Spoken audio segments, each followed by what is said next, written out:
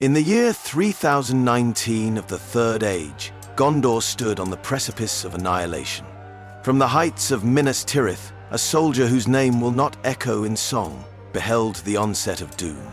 The black banners of Mordor stretched across the Pelennor, and my heart wavered between duty and despair. This is the tale of what I witnessed, the glimmers of hope amidst shadows, and the chilling reality of standing before the Witch King. I suppose it can't be, I thought. I turned away from the window as the setting sun setting in the sky. The first cry of the watch pierced the early night, a forewarning of the siege. Denethor the steward had fallen into madness, yet we stood our posts, for the White City was ours to defend. Flaming missiles rained from Mordor's great siege engines, shattering stone and flesh alike. Each impact trembled through the city, as if the earth itself lamented. Standing on the battlements, I gripped my spear, watching the advance of the Dark Legions.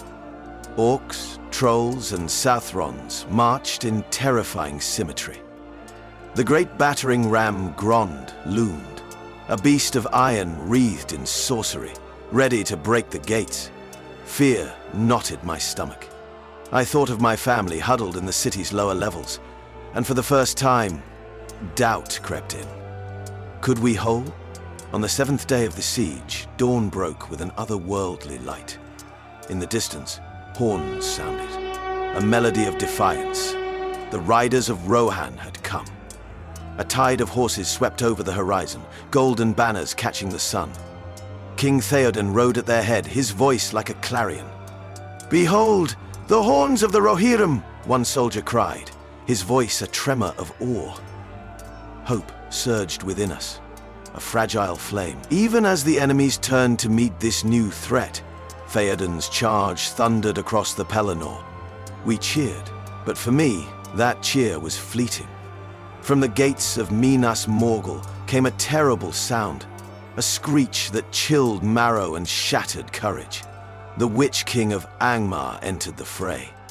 Mounted on his fell beast, he towered above the field, his presence a palpable shadow. From the parapets I watched as Theoden's charge met ruin. The Witch King descended upon the Rohirrim like a storm, his blade cleaving through their ranks. Hope wavered. Theoden fell beneath his steed, crushed and still. "This cannot be the end," I whispered, clutching the hilt of my sword. But the Witch King turned toward the city, his gaze unseen but felt, a promise of doom. The air seemed to grow colder as the Witch King advanced, his fell beast shrieking above the tumult. From my perch atop the walls, I saw the Rohirrim falter, their charge broken like waves upon a jagged shore. King Theoden lay fallen, his banner toppled, a sight that pierced my heart as deeply as it must have those gallant riders.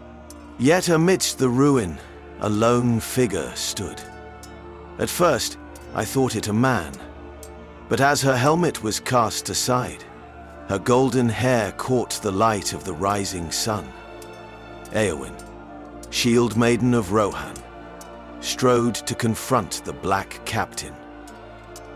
"Ale Asida," said Bradin, turning from the painted figure.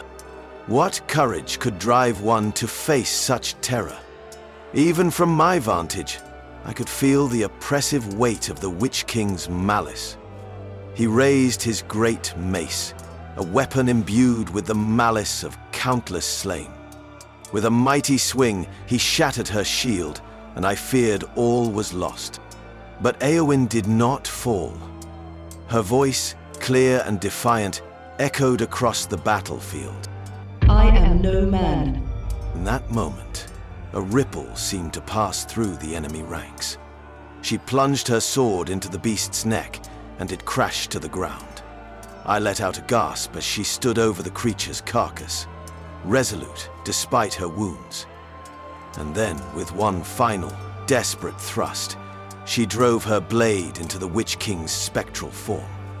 His scream was unearthly, a sound of agony and disbelief as he was unmade. The death of the Witch King sent shockwaves through the ranks of Mordor. It was as if the light of the sun burned brighter, piercing the veils of despair. From the city walls we cried out, emboldened by this impossible victory. Yet there was no time to dwell on relief. The forces of Mordor pressed on, their numbers seemingly endless. The Pelennor was a mire of blood and broken bodies, the cries of the dying mingling with the clash of steel.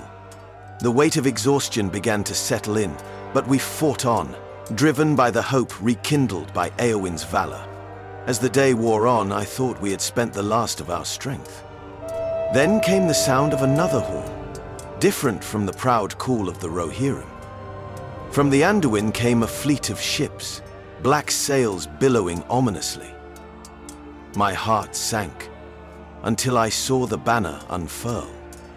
It was not the sigil of corsairs, but the white tree of Gondor.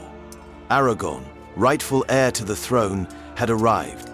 The sight was like a second dawn. As he led his host into the fray, our spirits surged anew. The forces of Mordor faltered, caught between hammer and anvil. A fierce cry rose from our ranks. "For Gondor! For the king!" With Aragorn's arrival, the battlefield was set ablaze with renewed purpose. His army descended like a thunderbolt, striking fear into the hearts of Mordor's forces. The enemy, already shaken by the death of their commander, the Witch King, now found themselves trapped between Aragorn's host and the unyielding Rohirrim. I fought alongside my comrades on the walls, heartened by the sight of Aragorn's banner. The white tree against the black sails was a sight to pierce despair itself. Still, the fight was not yet won. The enemy numbers were vast, and they fought with the desperation of cornered beasts. The Pelennor had become a hellscape of broken earth and trampled bodies. The air was thick with the acrid stench of fire, blood, and death. Each swing of my sword felt heavier, my arm trembling with fatigue. I thought of Éowyn, who had faced death itself to give us this chance, and I resolved to fight until my body failed. The great Mumakil, towering beasts of war, charged through the battlefield, trampling all in their path. Their tusks, adorned with spikes, swung like living battering rams. I watched in awe and terror as one of the Rohirrim speared a mummak in its side, only to be swept away by its massive trunk. Then a series of arrows struck true, and the beast let out a terrible roar before collapsing to the ground. Even in death, its body crushed dozens beneath it, friend and foe alike. It was a grim reminder of the cost of this battle, but we pressed on. Aragorn led his forces with a presence that seemed almost otherworldly. He wielded Anduril, the reforged blade of Elendil, and it shone with the light of the sun. Wherever he fought, the enemy recoiled, as if they could feel the weight of his destiny pressing upon them. Zulf, Ir, Eurolacus, Sampha. The forces of Mordor began to break, their lines faltering as we pushed them back toward the ruins of Osgiliath. The remnants of Sauron's army fled, though many were cut down as they ran. A cheer rose from our side. A cheer of triumph, though tinged with exhaustion and grief. When the battle finally ended, the fields of the Pelennor were unrecognizable. What had once been a vibrant plain was now a charred and blood-soaked expanse. I stood among the bodies of the fallen, my legs trembling, my hands slick with blood, not all of it my own. Theoden, king of Rohan, lay in state among his people, his body draped with a royal banner. The soldiers of Gondor and Rohan knelt in silence, paying homage to a king who had given his life to protect us. Nearby, Éowyn was carried to the Houses of Healing, her face pale but serene. I wandered the field, searching for familiar faces among the dead. Many of my comrades had fallen, their bodies broken, but their expressions resolute. I found myself weeping, though I did not know for whom.